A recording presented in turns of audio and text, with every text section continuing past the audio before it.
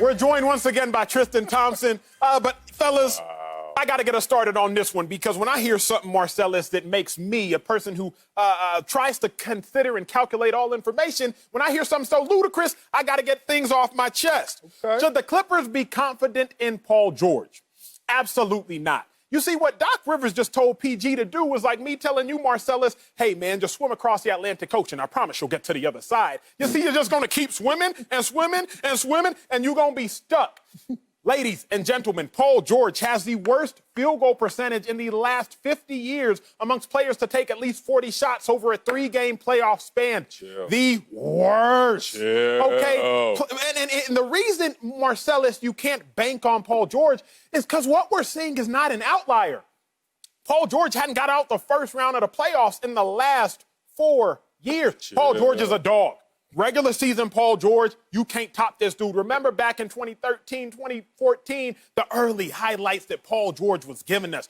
But when Paul George gets to the playoffs, things get a little shaky. And this isn't the first time we've seen it. 2018, Paul George, first year with the Thunder. Oh, they playing the Jazz. Thunder down 3-2. It's an elimination game. Playoff P, what you gonna give us?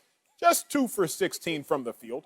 0 for 6 from 3, with 5 points on the game, and they lose to the Jazz, the 5 seed. So again, Marcellus, I'm sorry to tell you, but hope may not be on the horizon. And for once, maybe just keep shooting. That ain't the right advice. Tristan? My brother, I'm going to have to disagree with you. You know I love you. There we go. Walk 6th Street. Tristan. I'm going to have to disagree with You you. hurt my heart. I disagree with you, man. Paul George, yes. Clippers should definitely still be confident in him, and here's why. Paul George coming out of Fresno State, what made him special? It wasn't his scoring ability, it was that he was able to play on both ends of the court, and that's what makes PG very special to this team. First of all, he led the league in steals last year, and first team all defense, all that stuff is valuable to a team. For me as a big man, if I'm not getting rebounds, if I'm not getting 10-plus rebounds, I got to find other ways to affect the game. So for PG, if his shot's not knocking down, first of all, he better keep shooting it, because that's what I'd tell him. Keep shooting the ball, because it's going to drop down, and once it starts hitting, he's going to catch fire. So for him, it's how can you affect the game other ways? And for him, it's on defense. Guard the best player, make other guys shoot bad field goal percentages, because at the end of the day, having Paul George on the floor is more important than having him on the sideline with T. Lue giving out waters. You need Paul George in the game. And at the end of the day, if I got Kawhi, I made these trades. I traded Shea, Gallinari, first-round picks for PG. I'm rolling with my dog. He's got us this far. I'm not going to quit on him now, and I know PG going to be ready to go. He's going to bounce back. So don't you worry. Boy, they taking that horse out. It's not to stud him right now. Make some glue out this horse. He hurting right now. Okay, I'm glad you're here, Tristan. I understand it's not. I always am. Yeah, I know it's not for the paycheck because you make NBA money, but thank you, Tristan Thompson, for talking some genius, basketball genius to Acho. But I'm going to agree with Acho. I'm sorry. Maybe I'm just another football player. How you do all that to agree with me? No, it's all good. I understand. Stop the music. No, how Marcellus tear me down just I'm ready for both of y'all. Because Tristan is talking in theory, and this is what basketball players and coaches like Doc Rivers will always say. Shoot your way out the slump. As Doc would say, shoot your way out the slump, young man. That's what he wants them to do.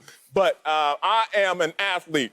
And trust me, I've been out there before when you're walking on eggshells, when you're walking in that locker room and you think only negative thoughts when your teammates are looking at you just the same as they did when you had 40 points or 27 as you did in game 1. So let's talk about what's going on with my boy playoff Pete, Paul George. JaMychal Green called it, and I said it as well. He's mental. It's right here. This little, 2-3 inches between the ears? It's mental. He is focusing in on the negatives instead of the positives. And people don't understand that mental dynamic applies itself to all things in life and especially in sports. I'll give you an example. When you know you look good, I mean, you know you fresh to death that day. I appreciate you, Marcellus. Like you look today, Acho. Yeah, thank you. Fresh cut fade. Okay. All right, training day. Okay. You just mad you ain't got hair. When you walking in knowing you are clean as you can be, you know when people look at you, immediately you tell yourself a story. Oh, look at them checking me out. Oh, they want to know where I got this. Oh, I'm fresh. But let's flip it. When you're walking in and you know you ain't at your best, like Acho yesterday with the suit he had on, the guacamole, wasn't at his best.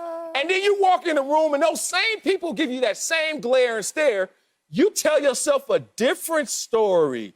And that's what I'm talking about. That's what confidence is. It's the lever that takes something and makes it a positive or makes it a negative. And PG right now continues to pile on himself, making every situation and missed shot a negative. The old Paul George, the non-championship expectation, non-playoff P. Paul George, will plow through this issue right now. But because he knows all the lights are on him, he's struggling and he's suffering. Let's talk about the real problem. We all been athletes. Tristan's still an athlete playing at a high level. The fact of the matter is athletes usually try to go back to their dominant ways, right? If I know I'm in a slump, I'll be like, wait, but I was balling. But I've been balling, so I know I can ball. Historically, Paul George averages less points in the playoffs than he does in the regular season. Okay, well, we still win when I'm on the court, right? Paul George trying to tell himself that. But over the last 5 seasons, he's 7-17 in the playoffs. So Paul George, Marcellus, even if he is going to go to the well and try to get out this mental slump, he has no water to dig from because all his water is toxic. Okay, let's dig for my team success. 29% winning percentage my last 5 years in the playoffs from 7-17. Okay, but I'm Paul George. I'm playoff P. I can still do it. In the playoffs, I consistently struggle more than I do in the regular season. So, Tristan, this isn't just a one-time thing. What we're seeing from Paul George is not an outlier, but the biggest concern, the Clippers are 2-2, fighting right now for their pride, fighting to get out the first round against a Mavericks team that really shouldn't be competing with them, especially with Porzingis out. If Doc Rivers wants to give Paul George the opportunity to keep shooting, okay, but you're going to keep shooting your way home, and that's the bigger problem. This is what comes down to teammates and coaching right here. This is where it shows how close you are as a teammate, but it also shows how great your coaching staff is for a guy going through this. I guarantee you right now, Tyronn Lue during shoot around walked up to PG and he's like, "Hey dog, shoot the ball. Be yourself." Like that's what you need. You need guys like that. And I know Lou will, he's smooth. He gonna come in and be like, PG, you know what you got to do. Like just get to the rim. And if I'm a coaching staff and I'm going into the pregame to figure out how can we get PG going, first play of the game, I'm gonna try to run something easy for PG. If it's a double screen going across the middle of the court to go to his left hand where he can either get to the rim or to a step back jumper, just seeing the ball go through the hoop as a player, it's a layup. It's just something easy, changes everything. I understand, Marcellus Acho, you said it's definitely mental. Yeah, it's mental, but to get out of that slump, it comes down to your teammates and then coaching to figure out, obviously you as a player, but if your teammates and coaches can give you that encouragement, at least when you go in the locker room, like you said, they're not looking at you crazy. If they say, yo, we need you to win. We're not winning without you. And another story I have right now with Frank Vogel back in Indiana with PG.